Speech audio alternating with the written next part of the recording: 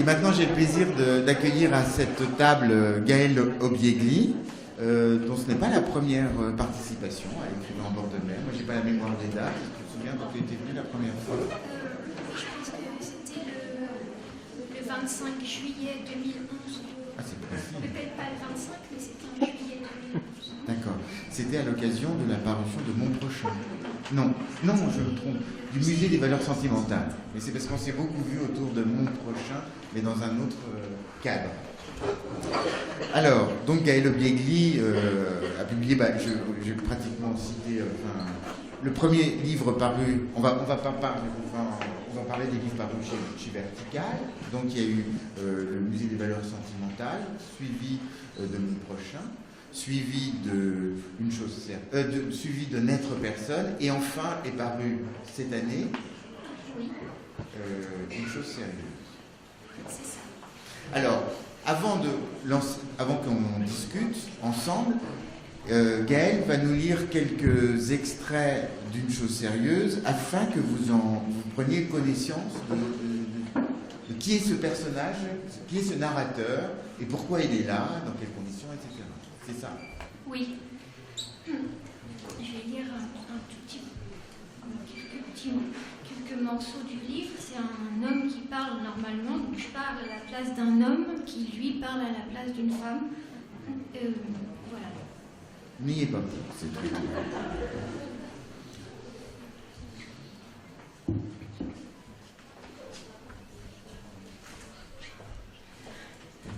Elle m'a demandé, Chambray, si je la suivrais, si j'écrirais ses mémoires, si on vivrait ensemble.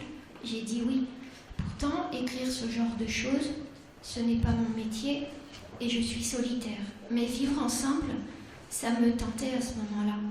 Surtout parce qu'il ne s'agissait pas de vivre à deux, mais ensemble, avec d'autres gens. Et ils avaient quelque chose en commun. Ça, je l'ai su après. J'ai appris à les connaître depuis mon arrivée ici. Ce qu'ils ont en commun, c'est en savoir. Ils savent que la catastrophe nous guette. Je ne sais pas, moi. J'ai pas d'idée à ce sujet. Cela étant, j'ai toujours eu un drôle de sentiment aux abords des portes automatiques dans les supermarchés notamment. J'ai toujours trouvé ça excitant et terrifiant à la fois. Eux sont persuadés que tout va s'arrêter d'un coup et on se prépare. Je me prépare aussi, peut-être inutilement. Mais c'est justement ce qui me plaît, la nécessité et le superflu de la démarche. Quand je faisais des études, il y a longtemps de ça, je n'avais pas cette impression, et même c'était le contraire. Je sentais que je ne me préparais à rien, à aucune façon de vivre qui puisse me satisfaire. Donc j'ai fini par arrêter. Et qu'est-ce qu'il me reste de mes années à l'université? Qu'est-ce que j'y ai appris? Beaucoup de noms propres. J'ai pas fini mon cursus.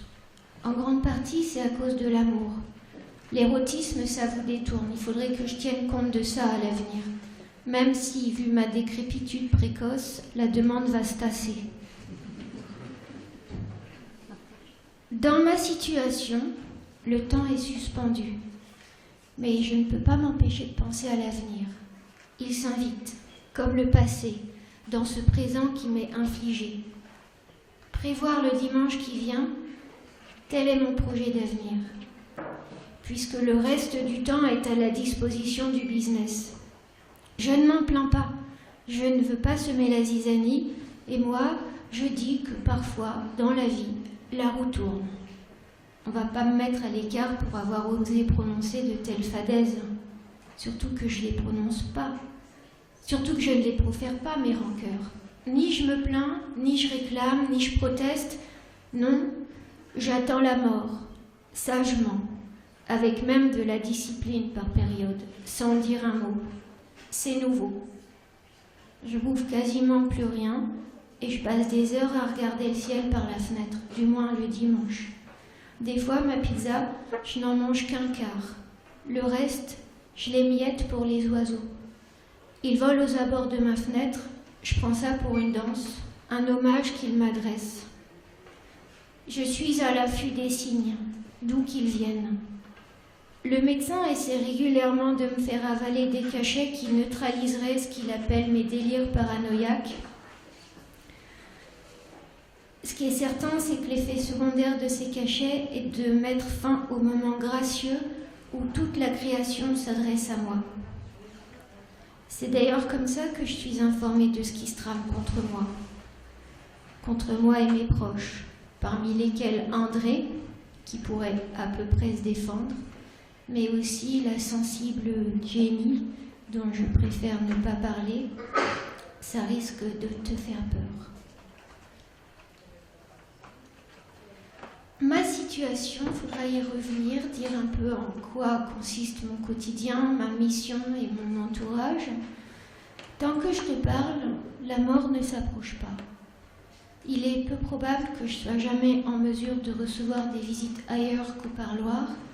On n'a pas le droit d'accueillir qui que ce soit dans notre logement. On peut toujours, mais il faut veiller à ne pas se faire prendre. Et qu'est-ce qu'on risque d'ailleurs ? Je ne me suis pas renseignée sur la sanction. En ce moment, je fais des recherches pour étoffer un livre que je suis censée écrire à la place de quelqu'un dont je ferais mieux de taire l'identité. Je rédige sinon des traités en amateur, tout comme je dessine, et de temps à autre un poème. On m'a fait signer une clause de confidentialité, si je me souviens bien, quand je suis entrée ici. Il y a eu un état des lieux, ça me revient. Tout était nickel. Au départ, j'avais une valise, tous mes biens y tenaient. Je suis entrée ici aux alentours de midi, j'avais la dalle. Ils m'ont donné un casse-croûte une fois le contrat signé. C'était marqué dedans qu'ils me nourrissaient, qu'ils me payaient en échange d'un livre. Jusqu'alors, je n'avais rien écrit. Ou du moins si, mes traités philosophiques, comme je t'ai dit, en amateur, tu vois, et c'est encore le cas mon jour de loisir. Ce sont des mémoires, sinon, qui m'occupent sérieusement, professionnellement. C'est du gros business. Pendant les délibérations, j'avais beau somnoler sous l'effet d'un médicament, j'ai entendu quelqu'un dire « Il faut lui donner sa chance ». Suis-je pour autant chanceux ? Profondément, non. Je suis un chanceux superficiel et un loser instinctif. Merci.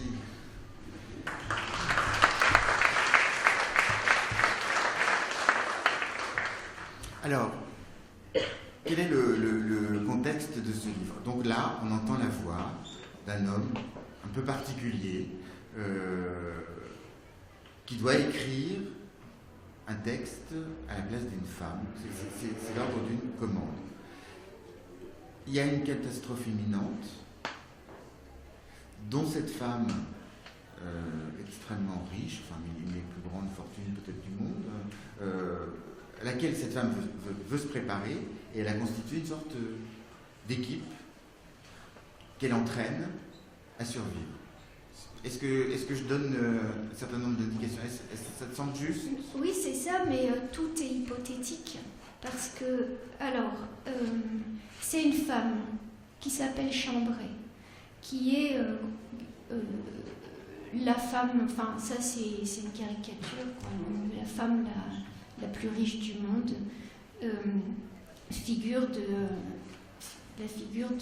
de la richesse et du pouvoir, qui est persuadée qu'il va y avoir une catastrophe, et elle réunit autour d'elle pour survivre, enfin c'est exactement ça, pour survivre à cette catastrophe hypothétique.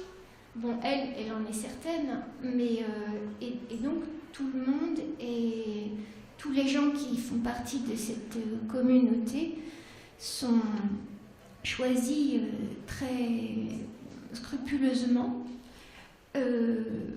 parmi des gens qui se trouvent vivre dans des conditions de grande précarité, comme on dit. Et donc celui-ci, qui s'appelle Daniel, il travaillait dans un parking et il a rédigé un projet. Tout à coup, il a décidé de postuler pour ça. et il a écrit un projet. Et il a été embauché pour être le biographe de cette femme. Et surtout, bon, ça c'est le résumé, c'est pas très important. Mais surtout, d'un seul coup, il est pris dans le rêve d'un autre. Le rêve de cette femme qui est la catastrophe, qui est cet horizon spectaculaire, qui est la catastrophe.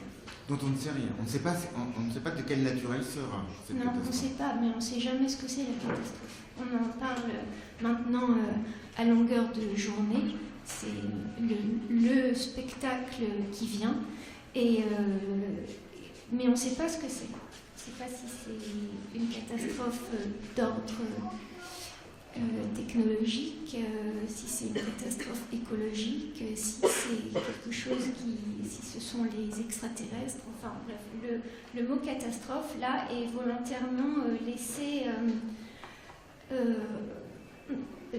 n'est jamais précisé, et volontairement évidemment, puisque c'est une façon de mettre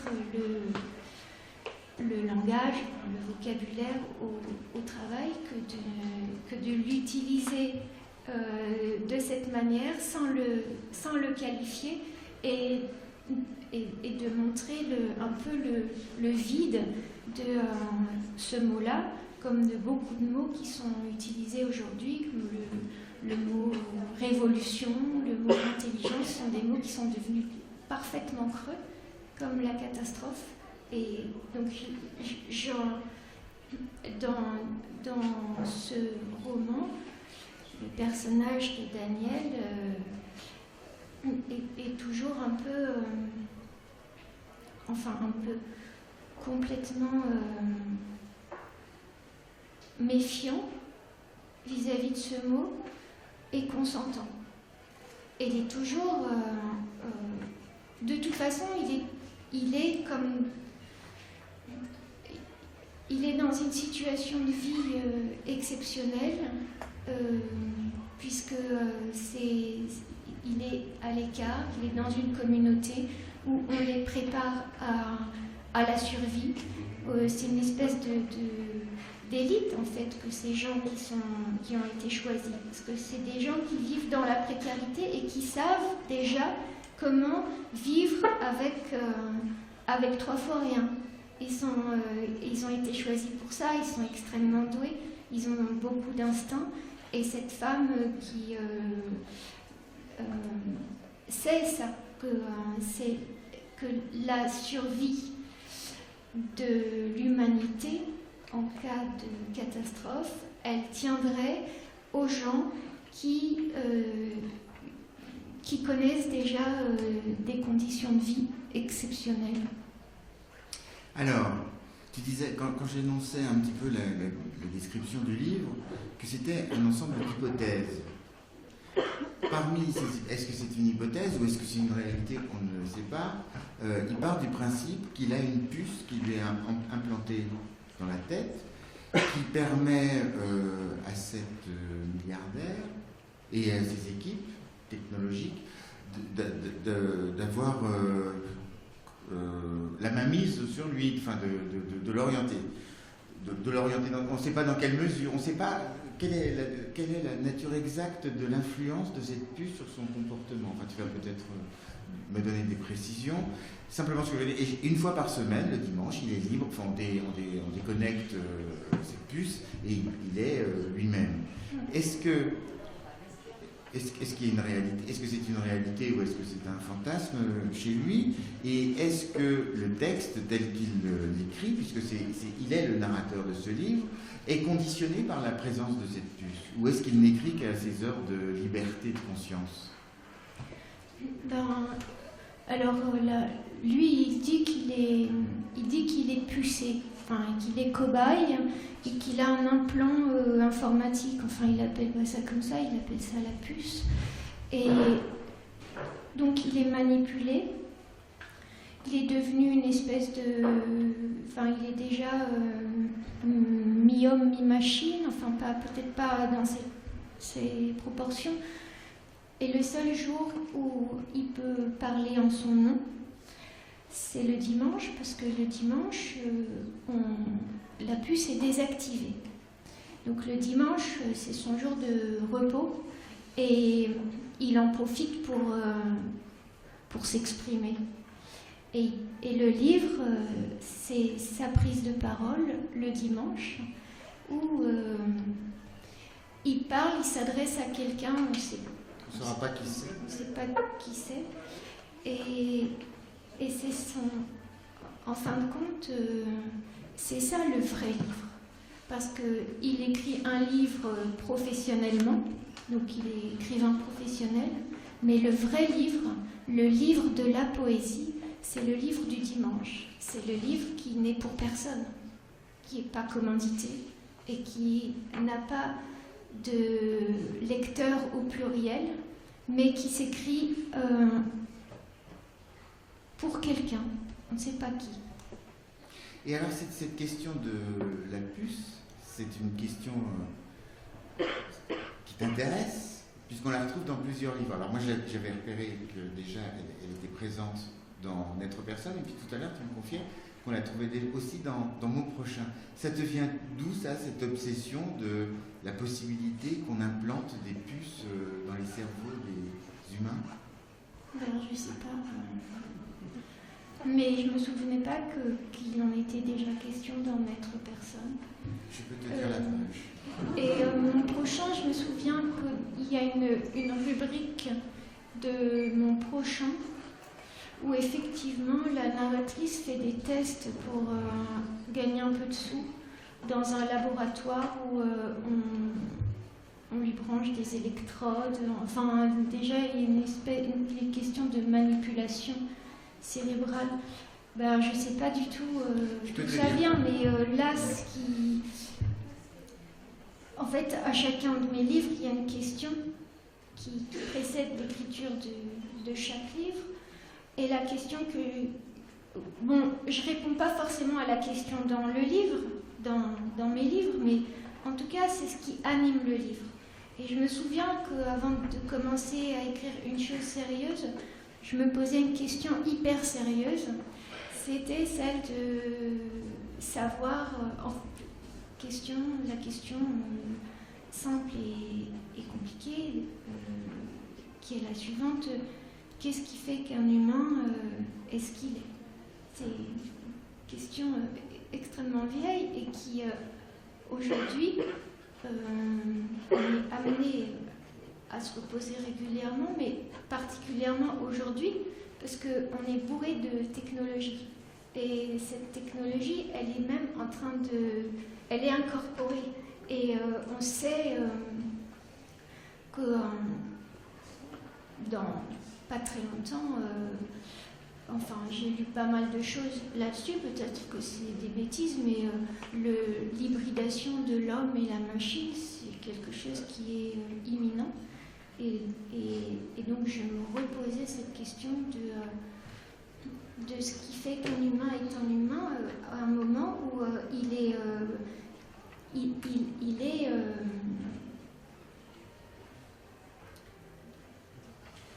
devient hybride. Voilà. Et donc il est humain le dimanche. Je sais pas, non. Ouais. Dans N'être personne, peut-être qu'il y avait une puce, mais c'était probablement vu sous un autre angle. Alors, je vais te lire le passage, c'est page 152. Dans le cerveau, nous aurons des puces grâce auxquelles nous nous souviendrons d'autrefois d'une manière précise et objective. Au début, nous résisterons, nous boycotterons les puces, et puis nous ferons des réserves. Nous ne pourrons plus nous passer de nos puces. Sans elles, nous ne serons plus rien. Parfois, nous échangerons temporairement notre puce avec celle d'un autre. Un autre sera je. Un autre sera je. Sera je. Oui. Oui, c'est ça. Dans Notre personne, il en était question aussi, parce que c'était une vision précise, une vision du futur. Mais c'était vu sous l'angle de la dissolution de l'identité. Voilà. Alors on peut dire, bon, c'était le précédent livre, N'être personne. Ce qui distingue ces deux livres déjà, c'est leur projet littéraire. Une chose sérieuse est un roman d'anticipation, disons, qui décrit un monde à venir. C'est pas exactement notre monde. C'est le contraire d'une utopie, c'est une dystopie. Hein, c'est ça, c'est un monde plutôt noir, disons. C'est donc une invention, une imagination, le fruit de ton imagination. N'être personne semble un livre très proche de toi, écrit à la première personne. On a l'impression que tu parles de toi. Enfin, je pense ne pas me tromper quand je dis ça. Le public a pu remarquer, par exemple, ta voix. C'est une chose que souvent les gens remarquent quand ils t'écoutent lire, cette voix d'enfant. Et c'est quelque chose dont tu as conscience, bien entendu, et sur laquelle que tu évoques dans N'être personne. Voilà. Mais tu vas plus loin. Donc, voilà. Comment tes projets de livres peuvent éventuellement aller de livres de pure imagination à des livres qui sont vraiment tout près de toi? C'est simple. D'abord, ce qu'il faut dire, c'est que quand je commence à écrire un livre, toujours, je prends le contre-pied de celui du précédent. Chaque livre est initié et animé par une question.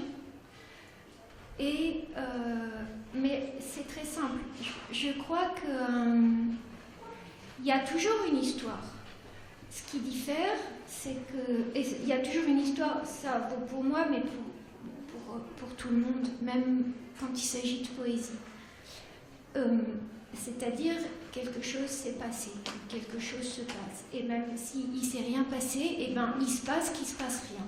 Voilà. Et ce qui diffère, c'est la source de ces histoires.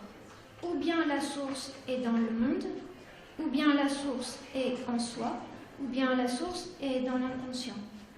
Pour N'être personne, qui est un livre constitué de récits, d'expériences, enfin de petits faits ou de grands faits ou des réflexions qui s'organisent entre elles selon un principe. Ce sont des choses qui sont... Tout ça a sa source en moi.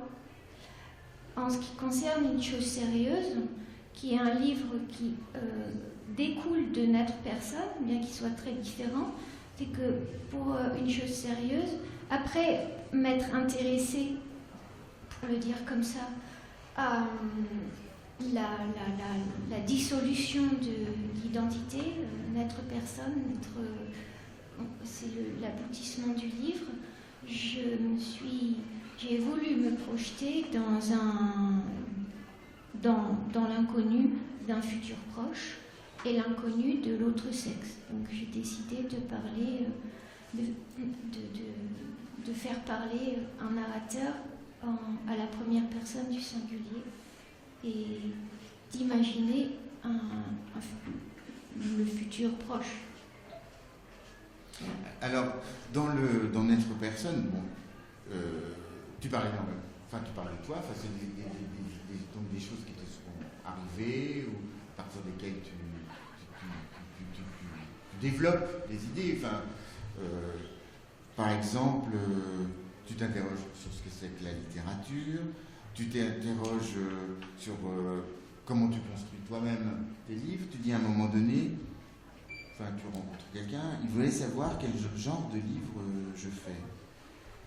Et là, tu dis, ils n'appartiennent pas à un genre existant, dis-je. Ils ressemblent à des patchwork.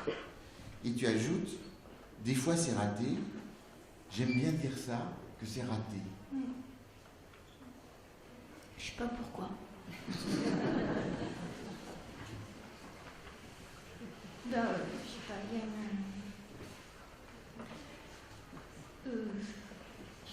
oui. Après, bon, mais non, mais peut-être aussi. Oui, je parle de moi dans N'être personne, mais il y a un dispositif narratif quand même. Oui. Avec comme dans tout livre, Donc, tu en dis deux mots du dispositif narratif, voilà.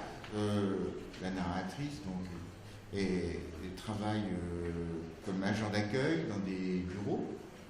Et un soir, peut-être avant le week-end, va aux toilettes avant de quitter les bureaux.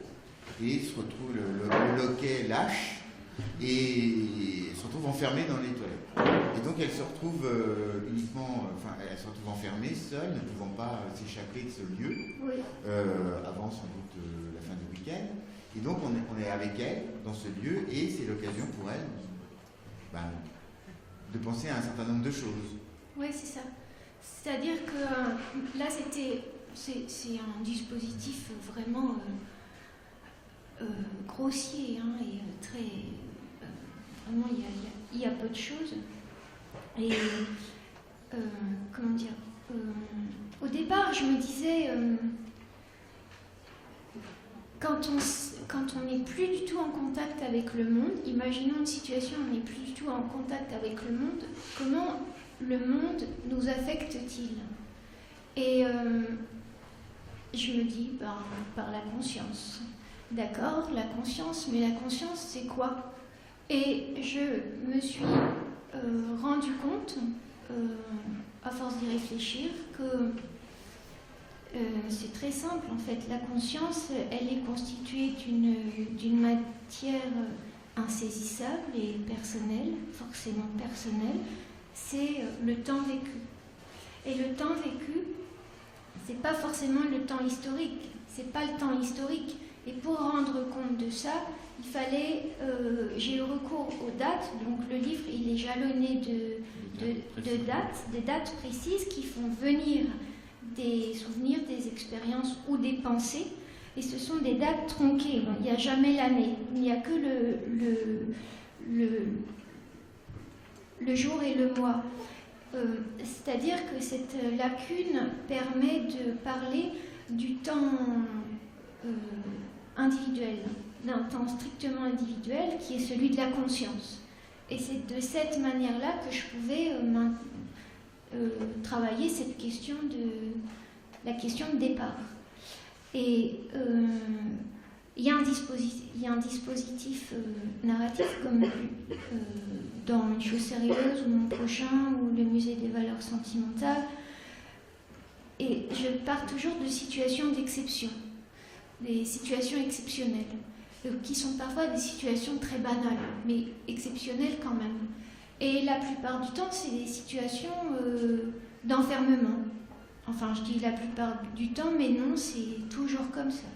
Situation d'enfermement. Pourquoi? Parce que l'enfermement, ça veut dire l'isolement. Et moi, ce qui m'intéresse, c'est l'humain isolé.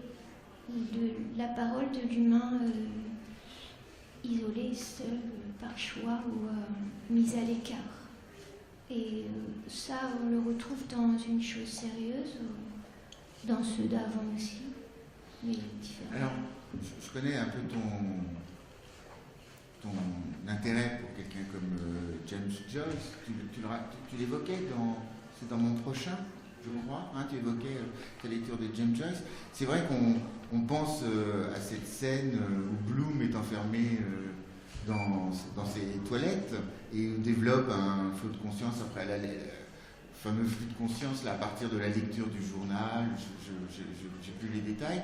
Est-ce que par exemple, je prends cet exemple, cette référence littéraire là, mais est-ce que dans la construction de tes livres, est-ce que tu fais référence comme ça à d'autres sources littéraires, d'autres auteurs, des lectures qui ont pu te marquer, être importantes pour toi?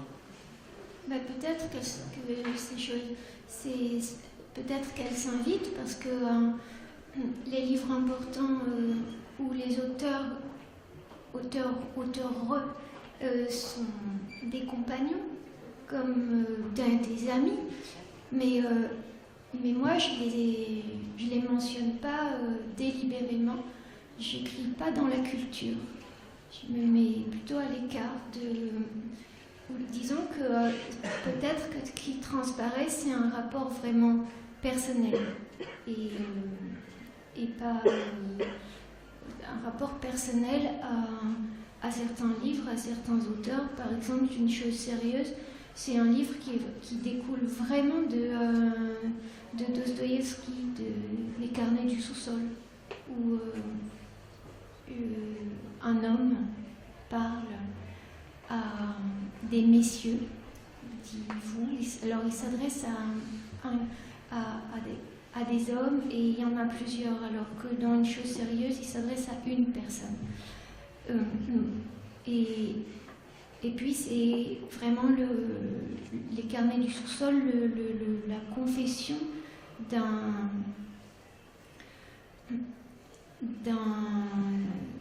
individu qui vit à l'écart, qui vit carrément en dessous du monde, et qui a pris ses distances avec le monde, qui a été mis à l'écart. Alors dans Une chose sérieuse, c'est aussi quelqu'un qui parle d'un endroit particulier, qui est à l'écart aussi, mais qui ne s'est pas vraiment mis à l'écart. Au contraire, il a fait des efforts pour avoir une situation sociale. Et c'est un piège dans lequel il est tombé. Enfin, je ne sais plus si ça a un rapport avec les influences. Alors justement, oui. Alors j'aimerais mieux comprendre ce que tu veux dire par « je n'écris pas dans la culture », parce que tu dis ça, puis ensuite, je ne suis pas là pour te mettre face à des contradictions, mais c'est pour mieux comprendre la nuance que tu fais à ne pas écrire dans la culture, mais en compagnie d'amis, de livres qui sont devenus des amis. Quelle est la distinction que tu fais entre les deux? La distinction, c'est que je me situe un peu à l'écart. Comment dire, je prends un peu mes distances avec la culture et son système de validation. Les auteurs ou les artistes qui comptent et qui me nourrissent et dont je procède d'une certaine façon, ils sont, comment dire, j'ai un rapport constant qui est, je ne sais pas très bien l'expliquer ça, mais c'est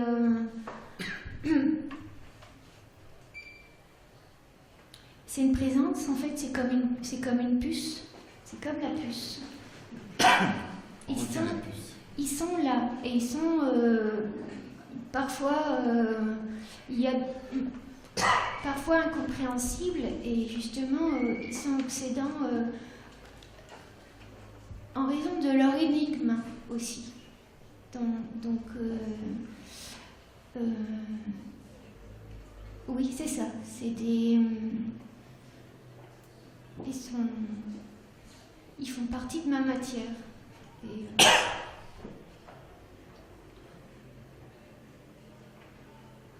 par exemple, je me souviens quand j'étais pas enfant, mais adolescente, je prenais des livres à la bibliothèque, et quand je les aimais vraiment énormément, ça voulait dire que...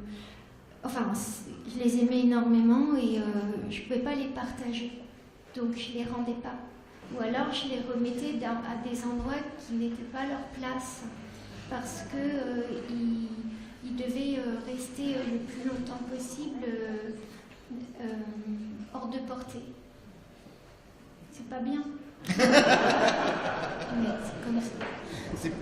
C'est pas sympa pour les autres. N'être personne, c'est donc, alors, à travers la conscience, comment elle se développe dans le cadre de cet enfermement, rythmé par des dates précises qui voient le surgissement en fait de souvenirs, mais c'est pas seulement des souvenirs, c'est aussi une analyse de ces souvenirs, une compréhension, une intégration, ces différents éléments, c'est directement l'expression de ce que tu es. Parce que quand tu es arrivé sur scène, je t'ai présenté en disant que tu étais déjà venu, tu m'as immédiatement donné la date. Est-ce que tu tiens un journal? Est-ce que N'être personne est proche d'une forme de journal, mais un journal où tout aurait été remélangé chronologiquement? Est-ce que c'est un peu ça qui t'a guidé ou pas? Oui, j'ai pas une passion des dates. Enfin, oui, passion dans le sens où je retiens. Je sais pas pourquoi, c'est un défaut en fait. Je retiens pas mal de choses inutiles. Et notamment les dates. Parfois, je me trompe quand même. Mais je pense que je me suis identifiée. Dans mon enfance, dans mon village, il y avait un type qui était enfin, c'était un fou. Et il connaissait toutes les dates, les dates de naissance, de mort, de tous les habitants du village et des environs, mais sur des générations, quoi. Ça remontait dans le temps très loin. Il était infaillible, il était comme un ordinateur. Et je pense que j'étais assez fascinée par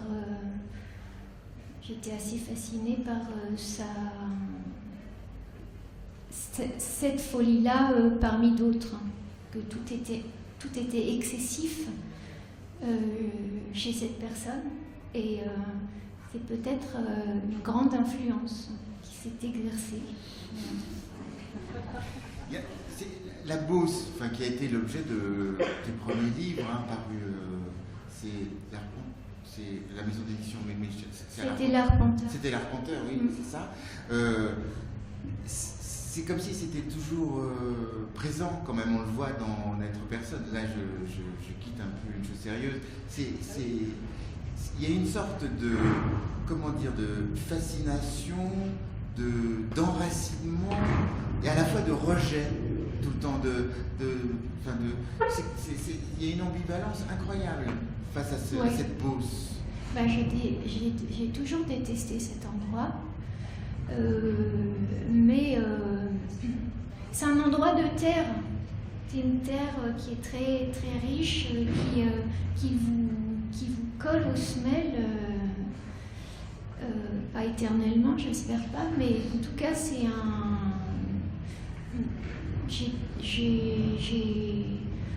j'arpente une espèce de territoire où il y a une route, des champs, la forêt, et c'est tout. C'est de là que je pars quand même, toujours quand je me mets à... Quand je passe de mes feuilles remplies de notes à la composition d'un livre, je me trouve mentalement dans cette plaine. Et effectivement, mais je ne parlerai pas d'enracinement, je ne sens pas d'enracinement, mais effectivement, c'est un lieu d'où il faut partir, absolument, oui, à chaque fois. Donc, c'est le... Mais fuir, pas de partir au sens de fuir, ou comme un élément fondateur? Parce qu'il y a une ambiguïté, tu vois. C'est un peu fuir, non, partir, quoi, calmement partir, mais ça a un peu à voir, enfin, ça a beaucoup à voir avec la question du moi, de soi.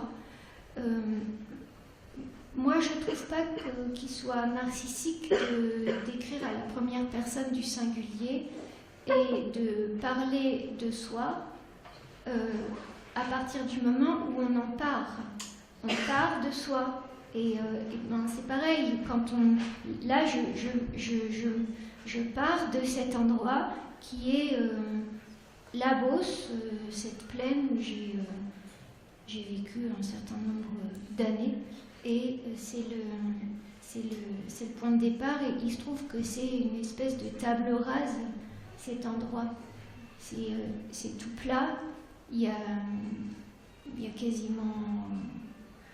Enfin, il y a des fermes, et il y a des monuments comme la cathédrale de Chartres où il y est Combray, mais à part ça, c'est à peu près tout. Voilà, c'est de là qu'on part. Tout comme quand on dit je, on part de soi et c'est un point de départ, le je.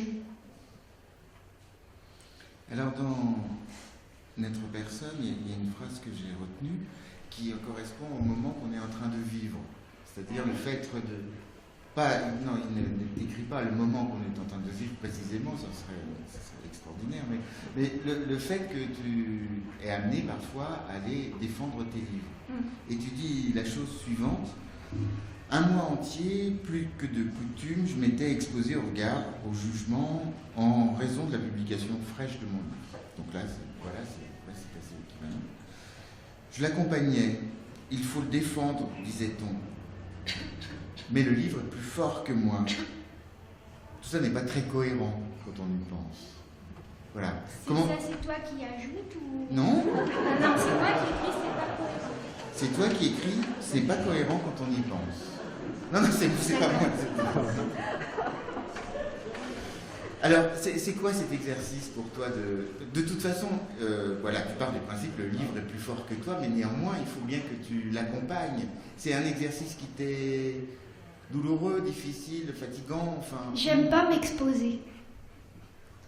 Et si j'écris, c'est notamment pour ne pas parler. L'autre jour, j'ai rencontré quelqu'un qui a écrit des livres pendant longtemps. Il m'a dit, pendant très longtemps, j'ai pas parlé. Je disais pas un mot. J'écrivais des livres. Et maintenant, cette personne, elle est extrêmement volubile. Donc j'ai dit, mais comment ça se fait que maintenant vous parlez autant? Il a dit, j'ai arrêté d'écrire. Voilà. Eh bien, je te remercie parce que, voilà, tu viens de le dire, tu n'aimes pas t'exposer, tu as répondu à cette invitation, tu es là, tu l'as fait, et je t'en remercie. Merci à vous.